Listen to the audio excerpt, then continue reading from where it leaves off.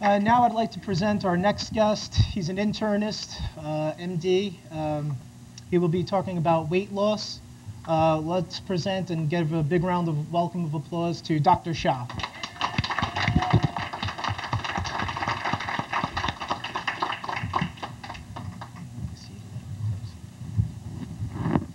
Please take a seat, Dr. Shah. Do you need a mic? Hello. Doctor, could you tell us why weight loss and weight management is so important?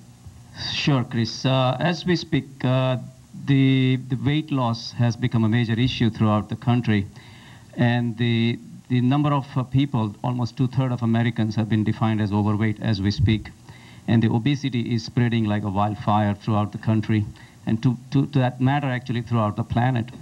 The lifestyle that's being exported all throughout the world is really ultimately resulting into the obesity.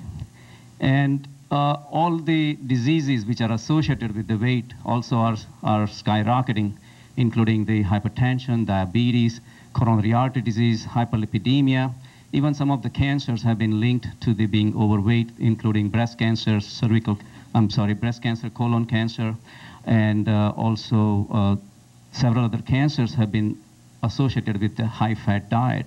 And if we really add up the whole total cost of all these diseases, comes out to be an astronomical cost on our healthcare bill, because the diabetes alone, if we really think about it, the amount of money and the time being spent on taking care of a single diabetic patient, that includes the number of the amount of money you have to spend on the supplies, to the help of the doctors like us, like internists, nephrologists, the cardiologists, and the healthcare workers, dialysis workers. So if you really add up all these things, it comes out to be a lot of money, that is coming out of our pockets. So that's why I think the weight loss is a major issue that we really have to deal with. Please tell us how obedience can affect family life. The obesity, I think, has a tremendous effect on the family life. I mean, there is, of course, one thing we can understand is from the behavior of an overweight person. As you can understand, if the parents are overweight, the children are going to be overweight also, because of their own behavior. They're setting an example for the children, and the children grow up looking at their parents are eating the wrong stuff and not exercising. They start accepting that as their regular way of life, and before you know, the lifestyle gets transferred from the minds of the parents to the minds of the children, and then becomes their actions also. Not only that, if you really add up all the diseases that the overweight people have to go through, and you can imagine the amount of time and the money that they have to spend going to the doctor's offices, going to the hospital for the test, and God forbid not suffering any major catastrophe in the middle of their life, creates young widows, fatherless children. So all this cost ultimately is transferred to the family. So yes, of course, the obesity is a major issue, and it's affecting our family life today. Are there any influences out there in society that have an impact on our lives? Of course. I think if we really analyze the whole situation, the obesity is a direct product of our society. If you really think about it, not too long ago, we have come a long way from the kind of lifestyle we all used to live. In our forefathers lived in the jungle, living basically a lifestyle which involved a lot of food foraging. They had to walk every day for miles and miles, and even after that, all they were getting were fruits and vegetables. And so basically, an exercise was a way of life. And also there were a lot of foods which were available, were high in fiber, full of antioxidants, full of vitamins, and all those foods were basically a reward for their exercise. So we have come, by creating this society that we're living in, we have created an environment where people don't have to basically exercise.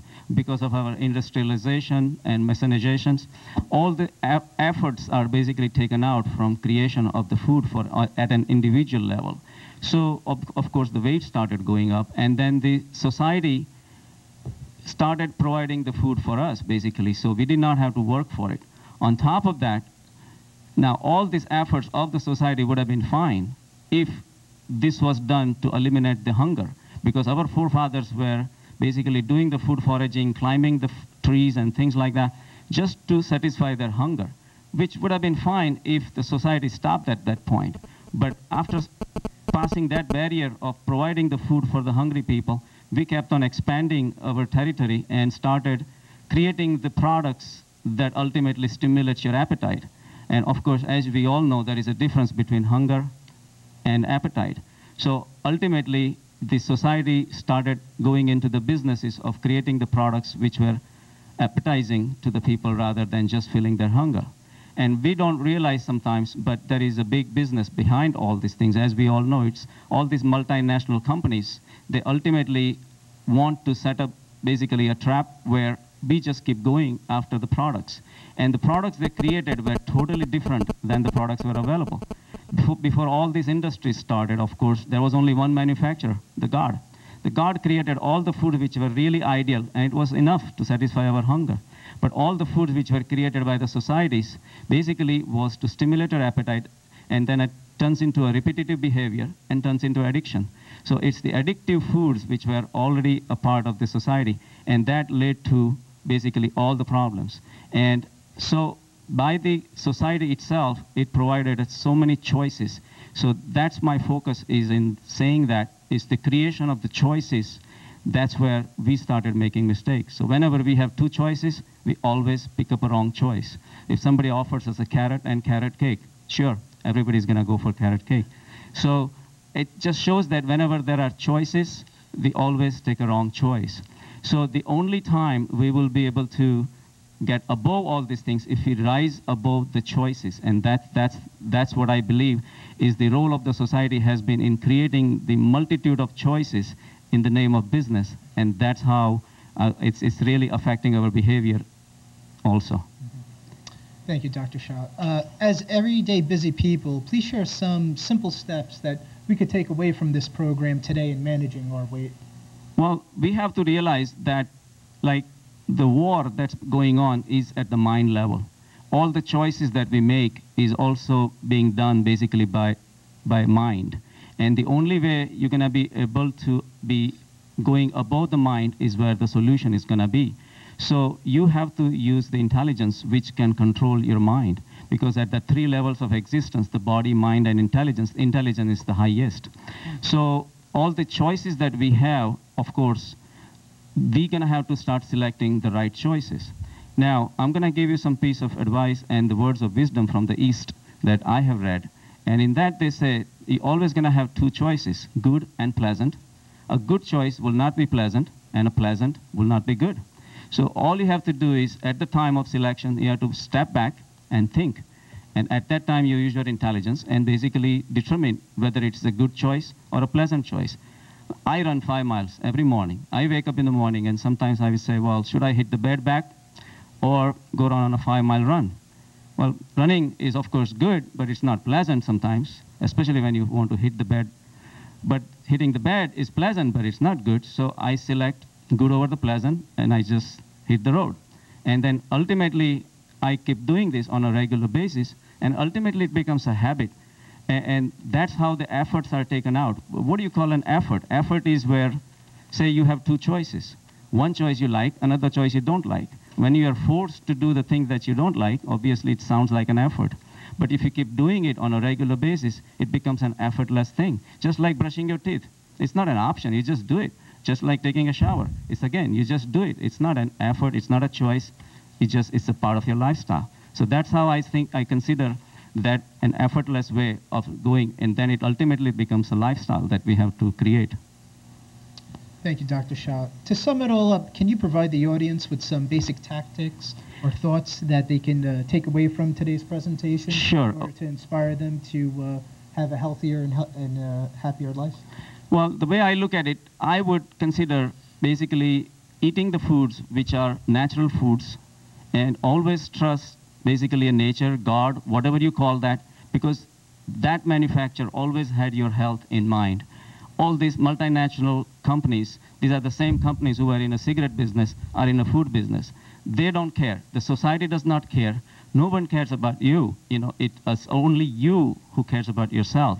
Because when you buy a cheesecake, it's a 50-50 relationship. You paid the money, you got the pleasure, that's the end of that. But that's fair business if you consider only that particular moment. But if something happens to you, if you get a heart attack, you're not going to get a sympathy card from the cheesecake manufacturer, right? Now, that's not fair. So I would stop doing the unfair businesses. Just go with the fair, so at least the manufacturer who cares about you. So that's the way I look at it. You wake up in the morning and eat plenty of fruits. The lunchtime, you can have lots of salads. In the afternoon, you can have dry fruits. So all these things, and always some kind of exercise on a daily basis. This is the, like, it doesn't have to be an actual exercise. Maybe all the activities that you like to do, like gardening or running, jogging, or any of the activity which involves in a physical exertion should be a way of life. Because ultimately, that's how the life used to be. A food was a reward for the exercise. I don't know how many of you are watching the Planet Earth series. You have to see how the animals are struggling. You know, the penguins are walking miles and miles just to feed their children. And polar bears swimming 60 miles to just catch a seal. So these are the ways of life. If you look around, what do the birds do in the morning? They fly, they look for food. So exercise has to be a way of life. And that's the only way we're going to be able to. And of course, select the foods which are manufactured by the nature, and always stay away from the packaged goods, and look at the foods which has no labels, basically. Carrots have no labels. There's nothing to hide. So all the foods with the labels, we should avoid. And that's how the weight loss is going to have to come. Thank you. Dr. Shah, could I just ask you one ultimate question? Sure. Is there a way to do it with meditation? Can you lose weight with the meditation? It is definitely doable. I'm sure I will need another half an hour to discuss that, but And we don't have it. but we don't have it. But meditation is basically taking your mind away from the surroundings. And the surroundings that we exist in the society are sending all the signals, all the impulses to our mind through our 5 senses. And the mind is processing those signals and ultimately affecting our behavior. So that vicious circle is going on all the time. We look at, say, ice cream commercial, and we want to eat it, and we do eat it. So that's how it's a feedback that's going on all the time. When you're doing meditation, basically you're transcending the mind. You're quieting the mind, you're subduing the mind, and at that time, all the thoughts which are coming in are basically come down to a halt. And that's how then you take your mind away from these surroundings that we have, and that's how we negate basically the society. And I think that can be done.